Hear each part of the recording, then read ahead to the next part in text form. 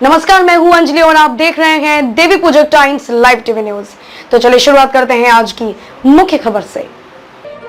Court ने मानसिक विक्षिप्त से रेप करने के दोषी की सजा उम्र कैद से घटाकर 10 साल की, जानिए ये है वजह। बॉम्बे हाई कोर्ट ने मानसिक रूप से विक्षिप्त महिला के रेप के दोषी की सजा आजीवन कारावास से घटाकर 20 साल कर दी है। जस्टिस एएस गडकरी और जस्टिस एमएन जाधव की बेंच ने कहा कि पीड़िता इस घटना के बाद के परिणामों को समझने की हालत में थी।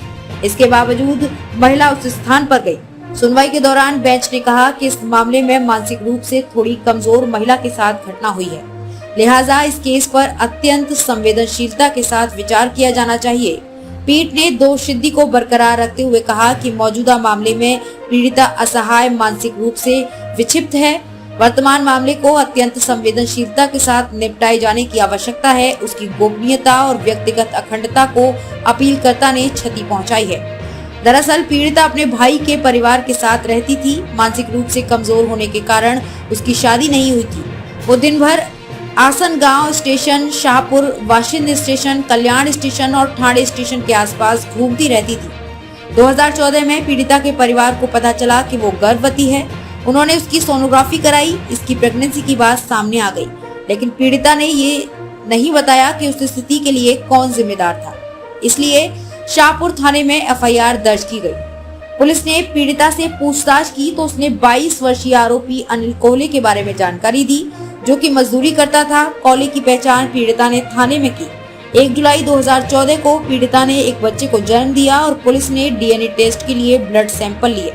रिपोर्ट 2015 में आई और पुष्टि की गई कि आरोपी नवजात बच्चे का पिता था। चूंकि पीड़िता बच्चे की देखभाल करने की स्थिति में नहीं थी, इसलिए नवजात को ठाणे के एक ट्रस्ट में भेज दिया गया। अभियोजन पक्ष का कहना था कि आरोपी ने ठाणे जिले के कसरा कब्जे के पास एक सुनसान जगह पर कम से कम 5 बार रेप किया था। पुलिस के मुताबिक कोहले की इस बात की पूरी जानकारी थी कि पीड़िता मानसिक रूप से विक्षिप्त है। बचाव पक्ष में आरोपी की ओर से कहा गया कि पीड़िता मानसिक रूप से विक्षिप्त नहीं है और साथ ही शारीरिक संबंध उसकी सहमति और प्रेम प्रसंग के कारण किए गए थे। कल्याण जिले की विशेष अदालत ने 28 जनवरी 2016 को कोहले को आजीवन कारावास की सजा सुनाई थी। खबरों में अब तक के लिए बस इतना ही। मिलते हैं फिर ऐसे ही किसी बड़ी खबर के साथ। तब तक के लिए नमस्कार और देखते रहिए देवी पूजक टाइम्स लाइव टीवी न्यूज।